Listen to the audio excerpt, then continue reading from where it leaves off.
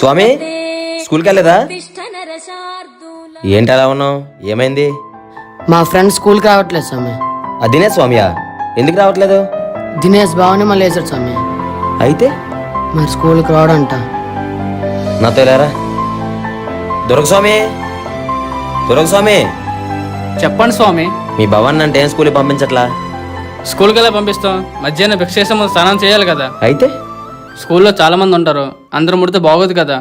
మనం ఈ మాల్లో పొద్దున్నే 4 గంటలు లేచి పూజలు చేసేది దేవుడు వరాలు ఇస్తాడని కాదు, రేపు పొద్దున్న వాళ్ళ భవిష్యత్తులో త్వరగా లేవడం అలవాటు అవుద్దని.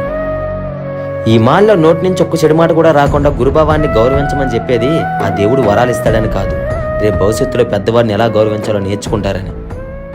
మన భక్తి వాళ్ళని ప్రయోజకులు చేయాలే తప్ప భవిష్యత్తును పాడు చేయకూడదు. రేపు నేను స్కూల్కి వెళ్తా స్వామి.